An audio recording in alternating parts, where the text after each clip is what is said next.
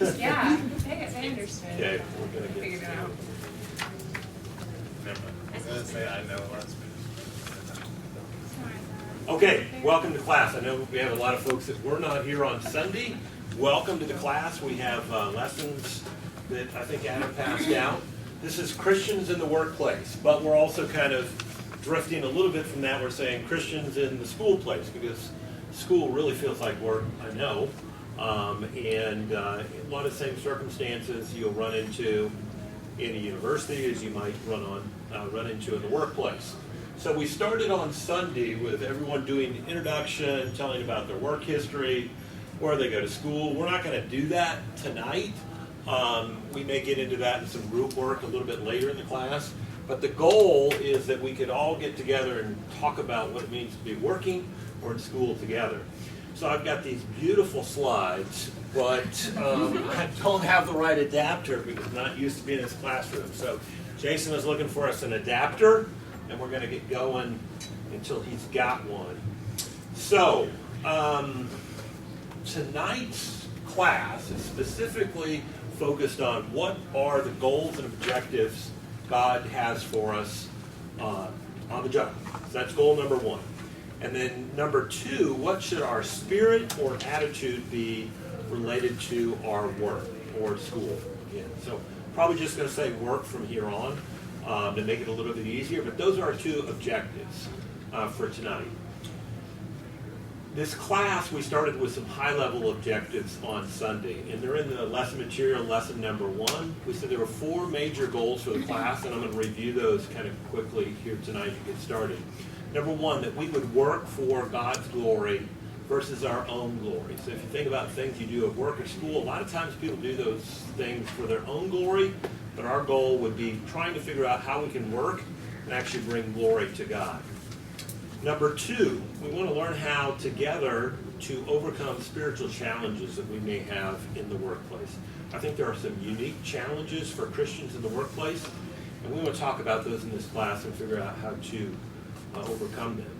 Beyond the benefits that we can have of things that we can learn together that affect us, we'd like to learn how to be better Christian examples to others around us. So if you think about the different people that you might come in contact with at work, or at school, you come in contact with a lot of people. So how can we influence those people? And last but not least, goal number 4, so we can make more godly decisions when we're in the workplace. Those are our 4 goals. They were in the lesson material. And, wow, this is really, really awkward. Okay, I'm just going to do this. So we started on Sunday with this kind of false picture, and I know some of you heard Sunday, this false picture of a person's life, right? We compartmentalize our life. We've got work, we get sleep, recreation, family time.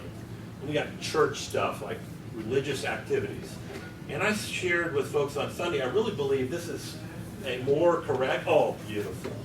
This is going to get really old here. Being Vanna White with my laptop. The more correct view of a Christian's life should be Christ at the center, everything revolving around that. Oh yeah, perfect. No, perfect and close enough. So everything focused around that.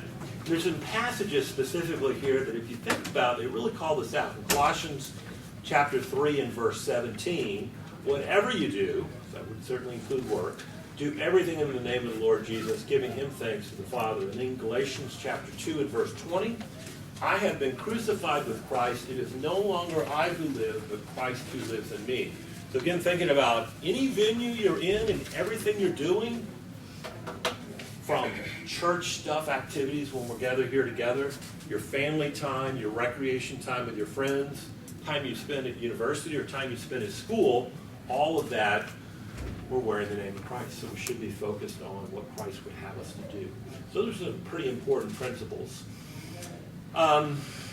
We each did a little show and tell on Sunday and talked about jobs that were easy for us to be Christians in, and then jobs that were challenging for us to be Christians in. If you think about like all the school settings you've been in, all the work history you've had, if you've had any, probably some circumstances where it was easy to be a Christian or easier, and some where it was really, really tough. We tried to list out, like, why are the reasons why it's easier in some circumstances than the others. And we came up with this list, but the major summary of this was the one thing that we control in all of this is our own level of spiritual maturity. So our preparedness, our readiness as we go into the workplace or school, we control that.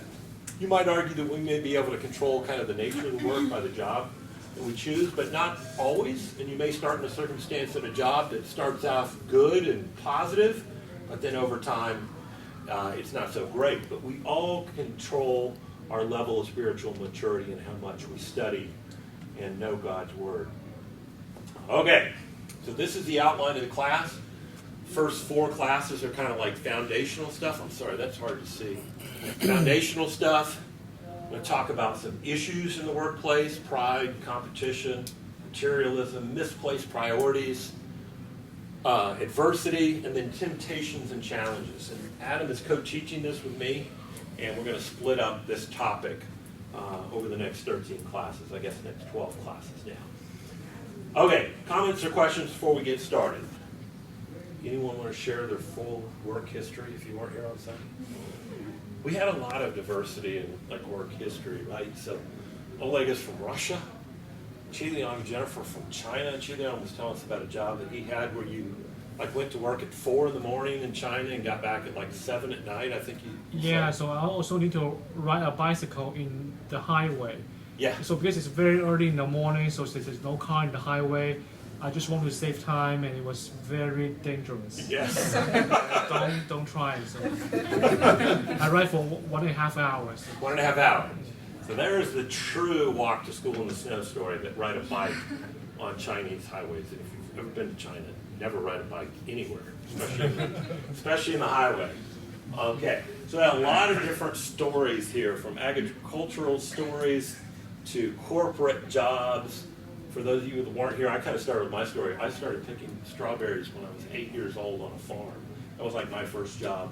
Done everything from being a janitor to being an engineer to corporate life for a very long time now. So a lot of different experiences in this room. We're going to talk about some of those things as we go through it. Okay, tonight's class is really probably 4 parts if I think about it. Number 1, we're going to talk about the world's view of work, and I got 2 scenarios that I want to test with you and see if it rings true. Then we're going to look into God's Word. We're going to look specifically in the Old Testament. We're going to look at some examples in the New Testament, and then we're going to say what God has to say about working and goals that He might have for us. And I started with basically this idea of a strong work ethic, because most of the stories that we're going to look at in the Old Testament, the New Testament, talk about people that are working and working hard, right? They have a profession, they have a job, vocation of some sort, and they're working at it pretty diligently, and we'll find that there's commandments to work at it pretty diligently. So from a worldly vantage point, now don't give me the correct answers here on how we should think about this from a Christian standpoint, but from a worldly standpoint, there are a lot of people that have a strong work ethic. Why do they have a strong work ethic? What are they trying to accomplish? What do they want? What is typically behind this? When you run into someone at the office, it's super motivated, it's tons of hours, whatever, what do they want? Get to the top. Get to the top. Well, perfect answer.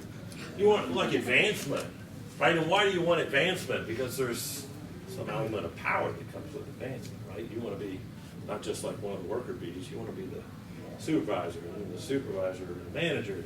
You get to the top. Okay. What else? They like what they do. Excuse me? They like what they do. Maybe they like what they do. Yeah. So maybe they're really, really into it. That's true. That's fair. Money or bonuses. Money! Yeah, please. Show me the money, right? It's financial gain. You want to be the boss, but when you're the boss, you get a lot of cash, right? That's the way it's supposed to work. What are some other things that motivates people to have strong work ethic? Recognition. Recognition, yeah, a little bit of pride. People honor me somehow differently. Maybe got a position, a title. Okay, that's good. Others? I'll throw the next one out. You want a higher standard of living, right? You want more stuff. So you want more money, but you want to be able to buy stuff. So you've got a small house, you want a bigger house, you got a nice car, you want a fancier car, right? It's kind of our social progression, that's kind of the American dream, right? Money, power, and you want a higher standard of living. You want more stuff. Another one that I've got, if you want a secure future, right? I'm working hard because what am I doing? I'm socking it away in the 401k, right? I want to just, retire at 55 or 50 and live the dream life. I want security in my future. Spanish? Just move next door. No problem. So I want security in the future for whatever reason. And I'm not saying that it's a bad thing to want some sort of security for your future. I think a lot of people are really working hard because they're worried about something. They're worried that their needs won't be taken care of. Or maybe they know their needs will be taken care of, but they actually are working hard so they can work less later, maybe retire early. Maybe they see people that are like the bosses that are coming into work at 9 and leaving at 2 on Friday to go play golf. And maybe I want to work really hard now so I can actually do less work. Isn't that true? I mean, isn't the fact that you work hard sometimes in your career, where you see people around you doing that, they want the money, they want the stuff that comes with it, also want to kick back and let other people do the work, right? Is that a pretty accurate picture? You guys see anything different than that? Workplace or school? Isn't that pretty much the standard? That's what I see when I go to work. Okay, on the flip side of that, have you ever worked with people that don't really want to work that hard? I have. I'm sure we all have before. I've worked with people before. I worked a factory job when I was like my 20s, when I was working to go through school, and I was like a janitor at night. And the guys that I worked with, they all came to me. It's like after the first week, and said, "What are you doing?" I'm like, "What do you mean? What am I doing? Am I not doing a good job?" "No, man, you're doing it too fast. You're working too hard." I said, "What are you talking about? You're making all of us look bad. You got to slow down. If you get done early, we're going to have to do more stuff." Have you ever heard that before? Yeah, you've heard that before. And I'm like a dumb kid, so I'm like, I didn't even know that there was a rule that you weren't supposed to work hard. I'm like, I thought I was doing a good job. I wanted to make my boss happy, but there was a swell among the group, man, you got to slow down. You're making us look bad. So let's slow down and kick back. So there are people that have work ethic, poor work ethic, and it is a choice to do so. So what's motivating some of those folks? Maybe not all of them. They want to be dependent on other folks around them, maybe to do the work for them, or maybe they don't look bad. Get more, but by charity, and I use the word charity, like they're going to get it because, like the guys I was working, they're telling me, "Hey man, you get paid by the hour. You're going to get paid regardless of how much you get done.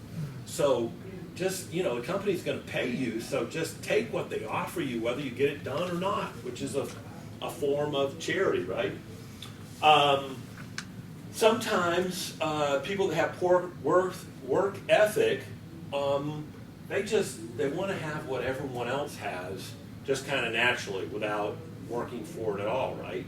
So some of those same guys that I work with in the factory as a janitor, they're like, "Hey, the supervisors are driving nice trucks and they have this and that," and I'm thinking, well, they're working and you're not, and you're encouraging me not, but they kind of want this equal standard that everyone else had when they weren't even willing to put in the effort. They sometimes want others to be secure for their future, right? So these guys, like, "Hey, don't worry about working hard. You've got, we've all got pensions and everything like that. We're fine. Don't worry about it. Company's going to take care of us, or there's other people that are going to keep the business going. They're going to take care of me, so don't worry about it." And last but not least, kind of similar to the other one, these folks really don't want to work now, nor do they want to work later, right?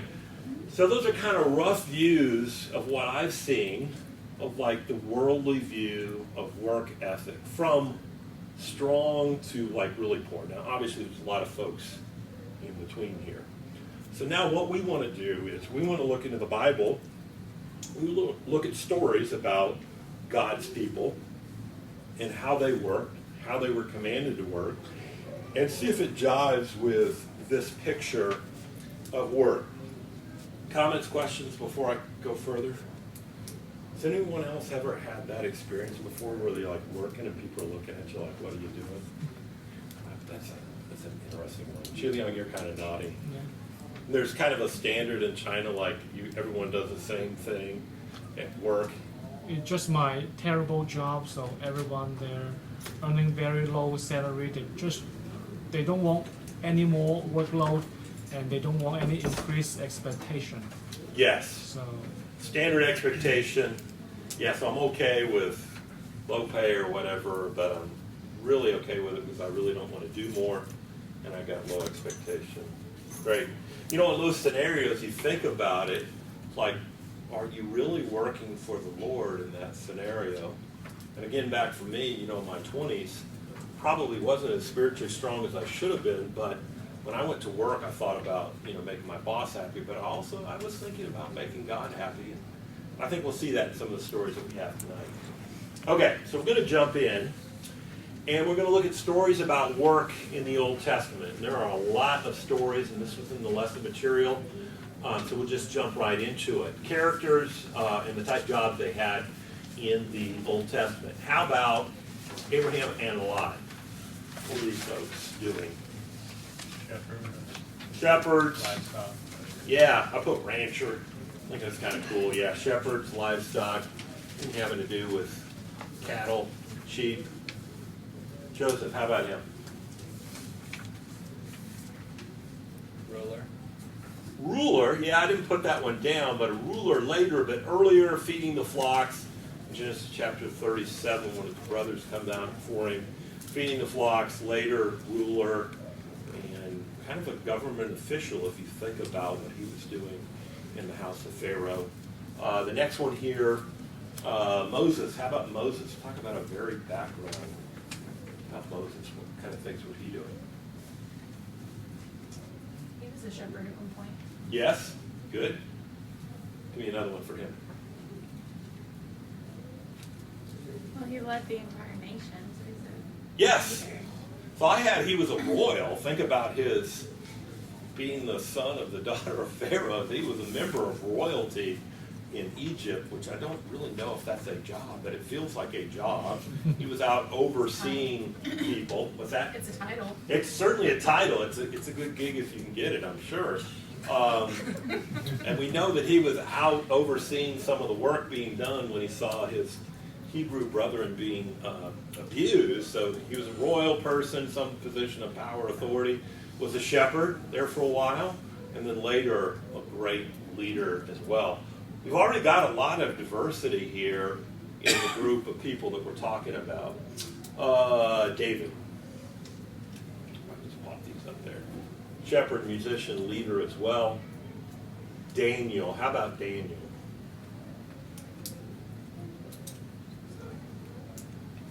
Government official. Yeah, government official, wise men, and then a government official. And I went back and looked, I think there was at least 3 different places where he was, 3 different rulers, 4 different rulers that he was actually serving in a government capacity.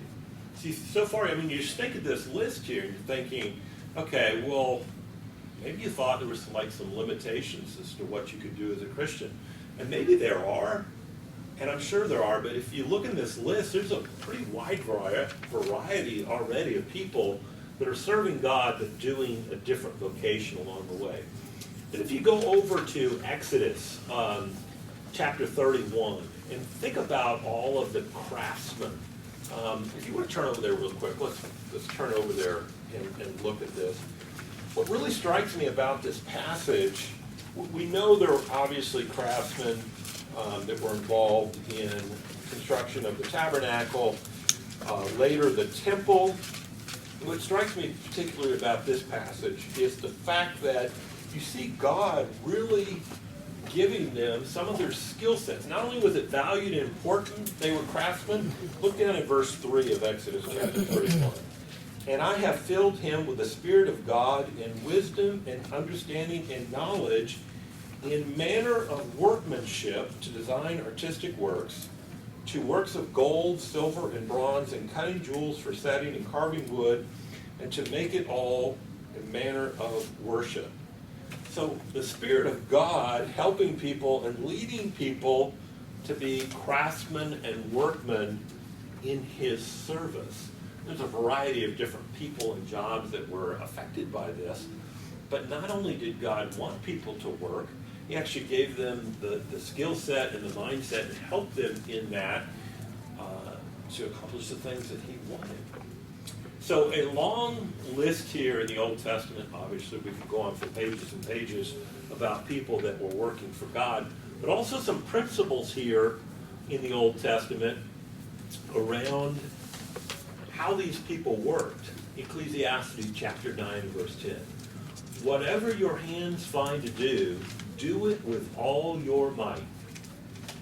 And then over in Psalms 128, verse 2, you should eat the fruits of the labor of your hands. You shall be blessed. It shall be well with you. So we see people working, getting the benefit of that work, being blessed by that, and having a sense of wellness and peace that comes as a result from working and working hard. Also, the other thing I would call to your attention in the list of people here in the Old Testament who are working beyond the diversity is the fact that these folks were successful as well.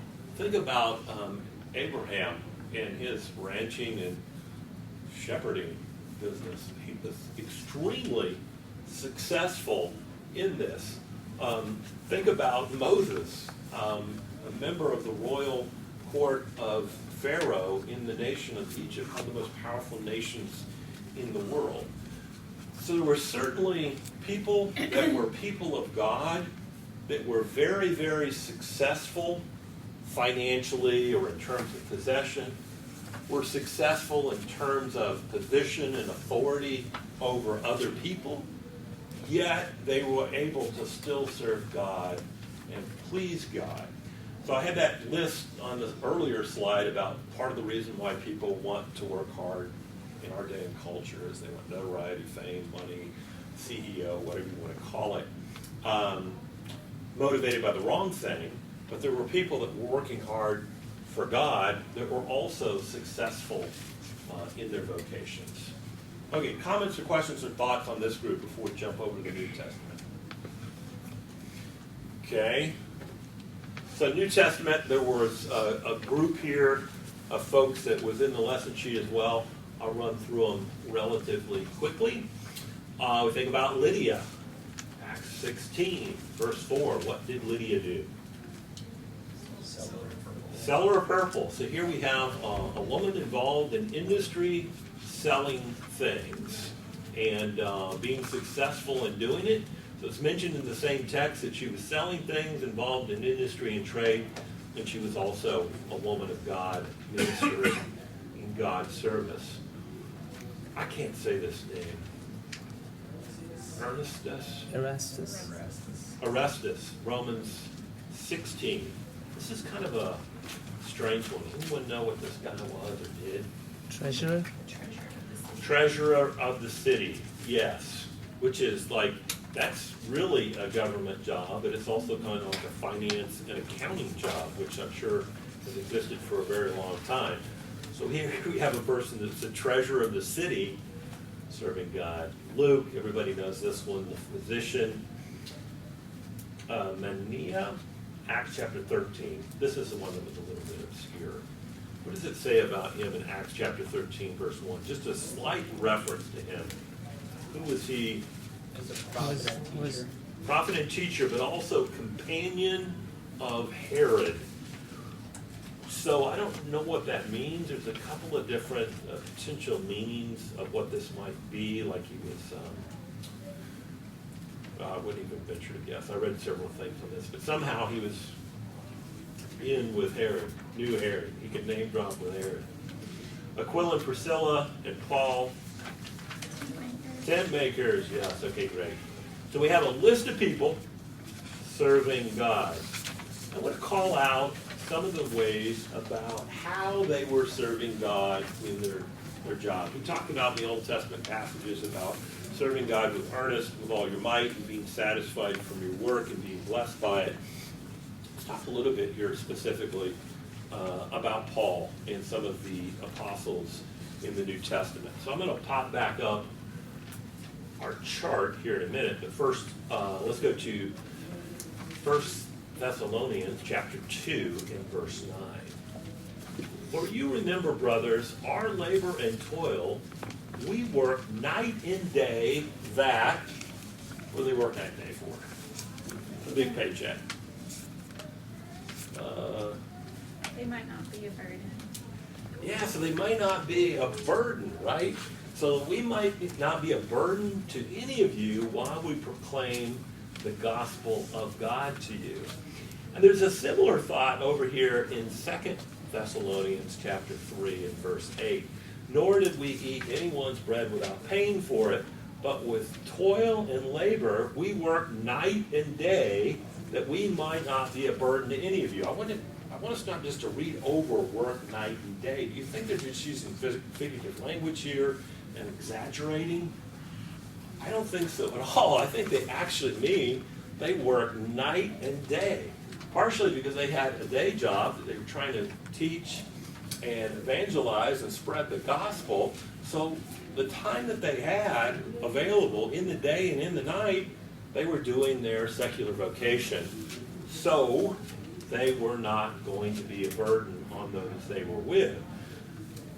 And then, the passages that kind of bookend this passage in 2 Thessalonians here is the admonition in verse 7 that you yourselves know how you ought to imitate us because we were not idle when we were with you.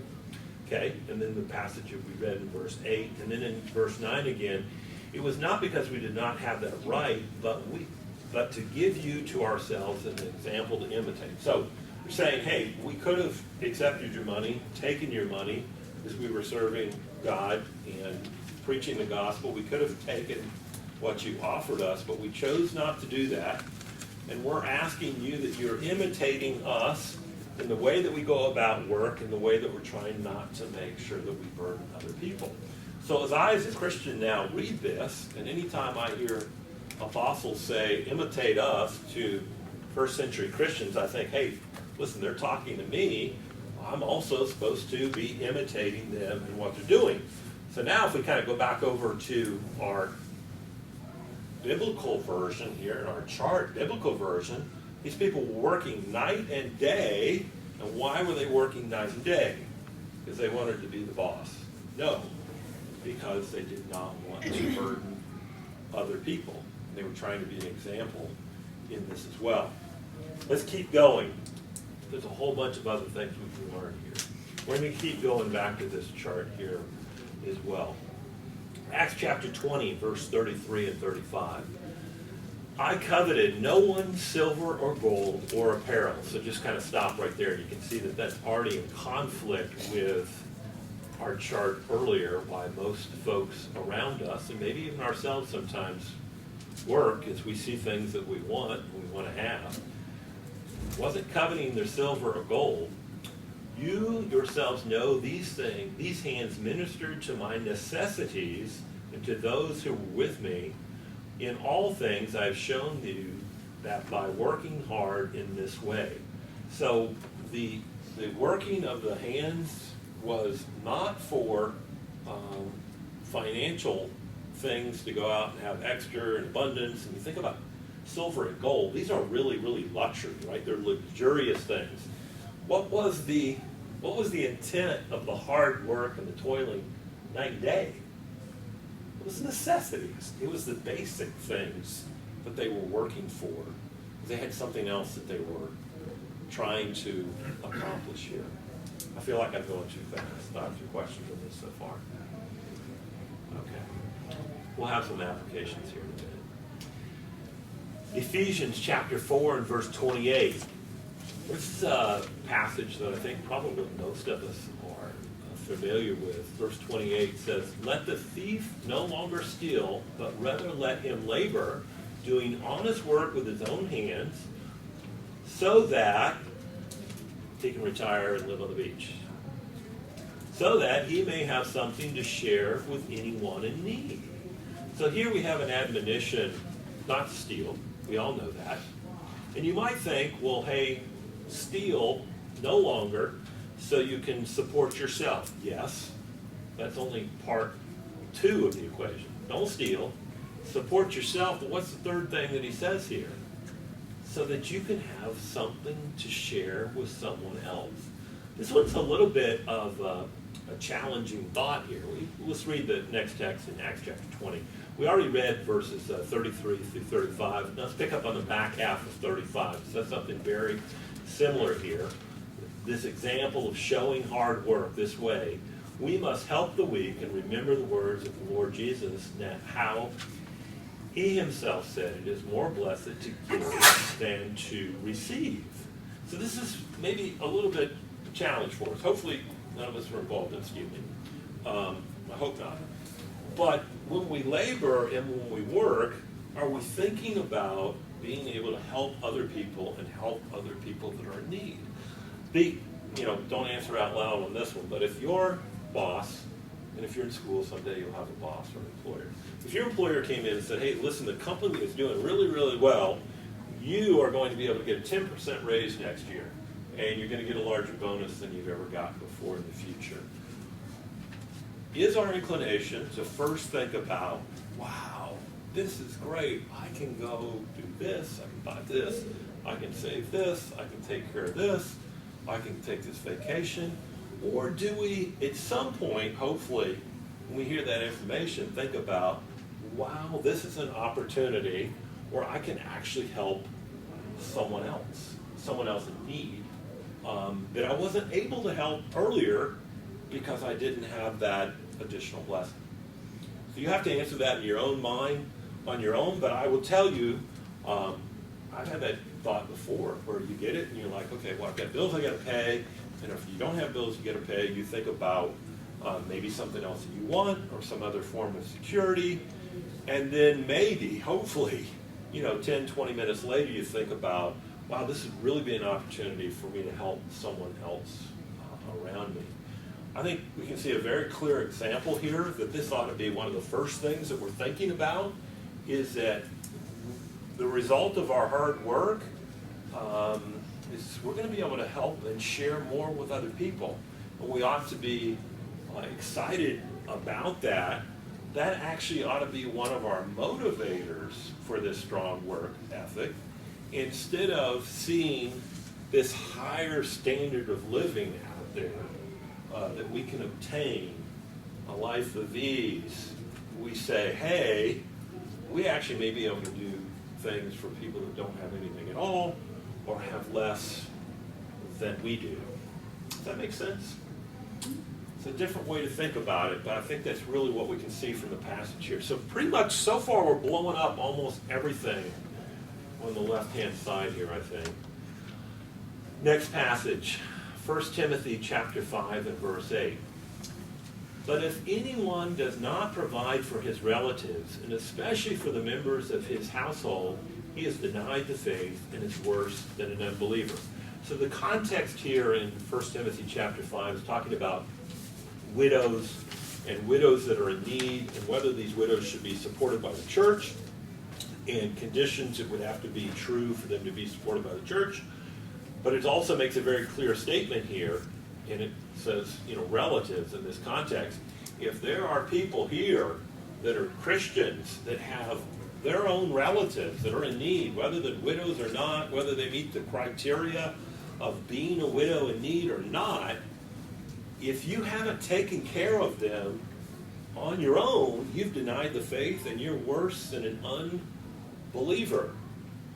So from that, it is very clear, I think, we see not only are we supposed to provide for others, but we are supposed to take care of our own families as a priority. Is this always true? I don't think it is. I know people, actually have a circumstance going on this week where someone has a family member that really doesn't have a lot, and the family member that's financially blessed is doing pretty well and is out shopping for a new house and looking for a new boat. And they have a family member that's in real financial distress. This person's not a Christian, but you kind of see this text in the Bible and you think about God's plan for us, we as Christians, and let it never be said that any one of us has a family member that we're not taking care of first before we're satisfying our own desires or needs for frivolous extra things. So again here, the idea is to not put the burden on the church, but part of the reason why we should work hard and have this strong work ethic is so we can take care of our family. Do you always know? You may say, well, Blaine, my family doesn't have any needs. Is that always going to be the case? You can never predict that, right? There may be needs that your family has, your immediate family or your indirect family in the next couple of years, or when your parents or your grandparents get older, or when you have a brother or sister or an aunt and an uncle that has need for some expensive surgery somewhere. There may be choices that you have to make in your life to support your own family and your own relatives. And I tell you, that would be a sad day to wake up in a really state of need where you couldn't take care of your family because you hadn't worked the way that you should have and the way that God had commanded you to. And now you're surprised by it and you look back, but it's a little bit too late. Okay. Last but not least, I think I've got a couple more passages here. So back to 1 Thessalonians chapter 2. Again, we work night and day that we might not be a burden to any of you while we proclaimed to you the gospel. So these folks were working night and day. They didn't want to be a burden to other people, but they were also working at the same time, and they were working very hard and toiling to work like Christ and to toil in his work. This is always a challenging thought to me. If you think about Christ and his ministry, we see examples of him going away at night to pray by himself in the middle of the night. We see examples of his disciples coming to him and begging him to rest and to take food. Jesus, by all account, was an extremely hard worker. The apostles were extremely hard workers. Paul was an extremely hard worker. Here we have examples of people making tents day and night to support their ministries so they wouldn't be a burden on the local church, so they could spread the word of God. All of this, I would submit to you, is incompatible with this idea of just kind of working really, really hard so you can kick back and not be involved in the Lord's work. There's a lot of great examples about people that have, worked really, really hard all their life and then continue that work in serving the God directly in the local church or helping people. There are always things to do. So our motivation for strong work should not be the hammock or the lounge chair is the only thing, but we should be about the Lord's work. That's a very different picture than kind of why the world would say you should work hard. And I think those verses back that up pretty credibly. Thoughts on this one? I'd be overlooking you guys. I'm sorry, I can't see over here. It's interesting, we're all on a different spectrum here. Some are in school, some have already gotten jobs, some are more established in their jobs. And it's almost like a cycle here. If you're around other people that are going to support you, it's a big leap to go from school or being dependent on your parents, then going into college, or making your trade, and then jumping to be your own professional and growing. And if you have that right growth, people are typically supporting you to get started. And then once you get going, is your desire to get going to help others that are going to need that support? Or is that desire to just, okay, now I can benefit myself, now that people have helped me along the way?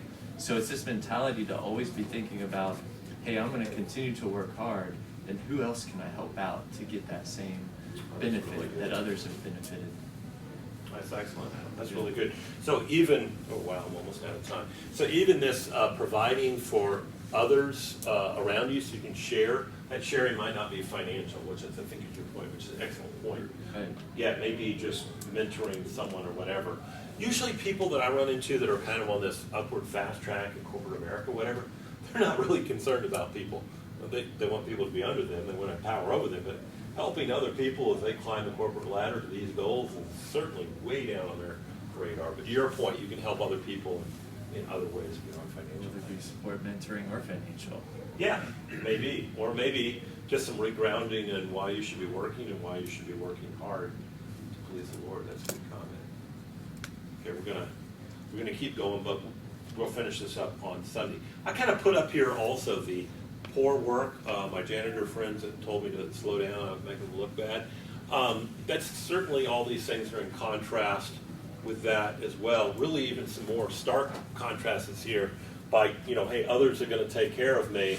This is really so I can make sure I'm not a burden on others, and I'm certainly not, looking at the silver and gold here and what other people have. I'm just trying to provide for my necessities. So I think you can see in all of those scenarios there, certainly in contrast to what the Bible has to say. Now, I'm going to start this. I don't know if I get through it or not. Benefits of following God's plan. Well, that's kind of a silly way to look at it, but I couldn't think of anything better. We'll make God happy if we work this way to Him, but we'll bring glory to Him versus glory to ourselves, right? If you think about this, if we're trying not to bring burden on other people, we're trying to help other people in whatever that may be, we're trying to take care of our family, which is a responsibility. None of those things are going to make us look that great, but they bring glory to God.